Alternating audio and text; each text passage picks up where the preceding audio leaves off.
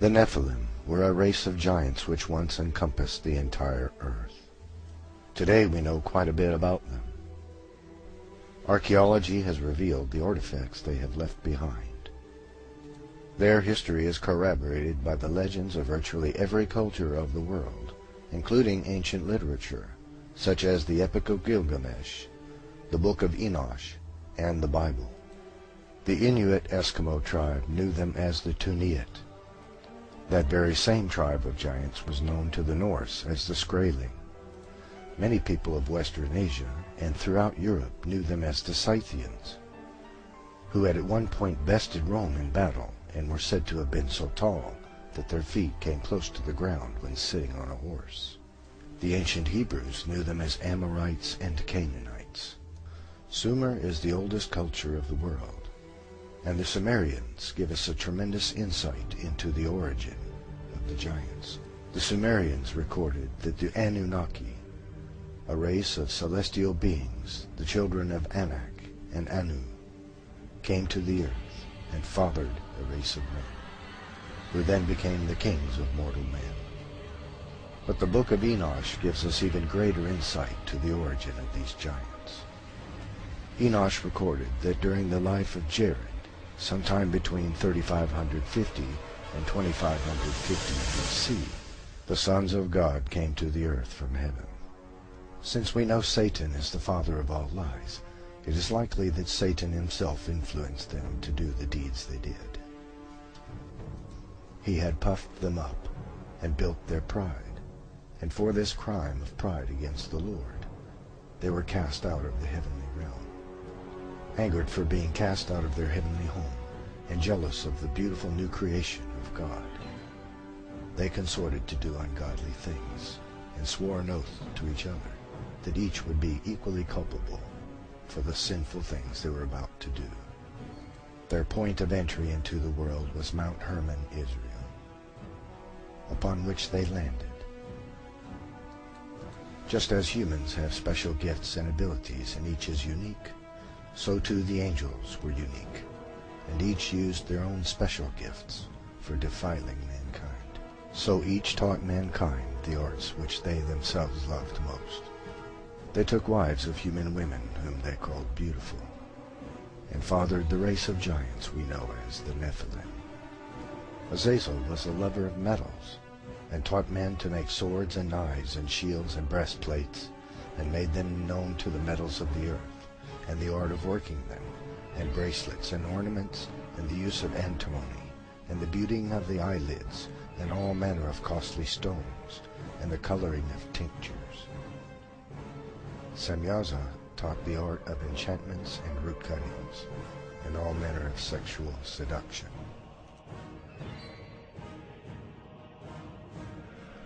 Amaros taught the art of sexual lust. Barakijal taught astrology. Kokabel taught the constellations.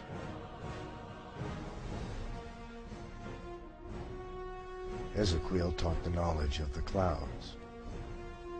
Arachiel taught the signs of the earth. Shamsiel taught the signs of the sun. And Sariel taught the course of the moon.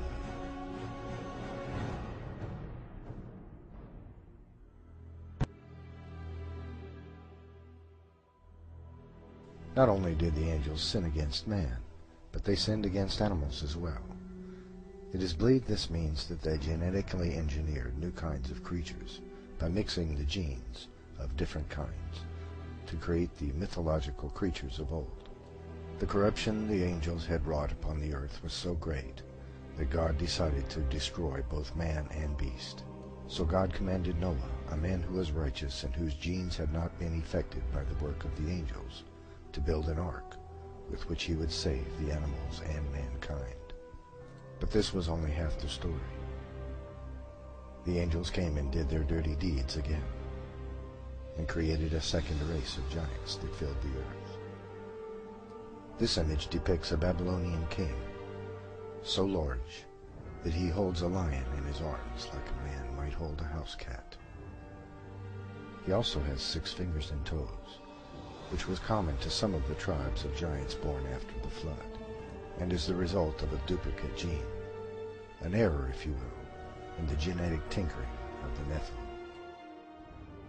There are a great many artifacts left behind by the Nephilim, including footprints, which have been found in several places around the world. Skeletons of humans exceeding 16 feet in height have been found in Native American burial mounds and other places around the world. King Og of the Bible had a bed which was iron and 16 feet in length. This is a bed for a man that is 12 to 14 feet tall. The Nephilim vary greatly in size. Many Native American legends tell of men which were 25 to 35 feet tall, and capable of throwing a bison over their shoulder and walking off with it. Most of these artifacts have been swept up by the National Geographic Society, and most notably by the Smithsonian Institute, in an effort to hide the legitimacy of the Bible from the world.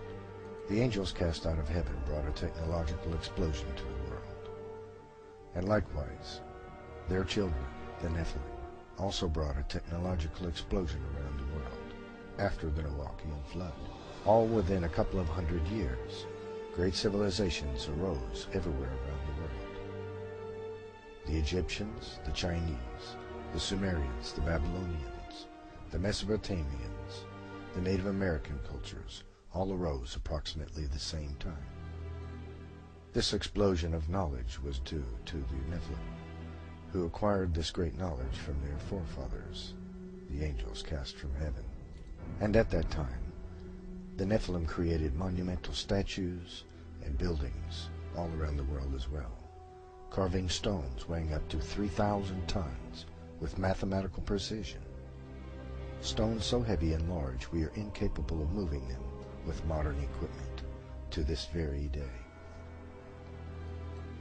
Many like to believe that the giant statuary all around the world and all of the cultures of the world is merely an exaggeration of the kingship. This is false, however. They are actual depictions of the true sizes of men. Native American statues, for example, often depict the angels which were cast from heaven. The same is true in Babylonia, Sumeria, Egypt, and other cultures. This modern example of a Native American totem pole depicts an angel cast from heaven, fathering a Nephilim child. This chart shows us the great size of ancient giants. At the far left we see a normal man of 6 feet height, and at the far right a man of 36 feet in height. It also shows us how common the various giants were in their height. For example, it was most common for a giant to be approximately 15 to 16 feet tall. The next most common was approximately 8.5 feet, and so on to 36 feet. There is becoming a general consensus amongst historians that the most common tribe of giants in the world were the Kurgan. This statue in Russia depicts a Kurgan warrior approximately 25 feet tall. The Kurgan were the largest tribe of giants in the world. They originated in southern Russia and encompassed the entire world. The Kurgan had been genetically traced around the world with haplogroup X1 and haplogroup X2 genes. During World War II, the Nazis attempted to recreate the Kurgan by genetic engineering. There were giants in the earth in those days and after that, as these Danish axe heads clearly demonstrate, for it would take a man at least 15 to 20 feet tall to swing an axe with a head that weighs between 150 and 200 pounds.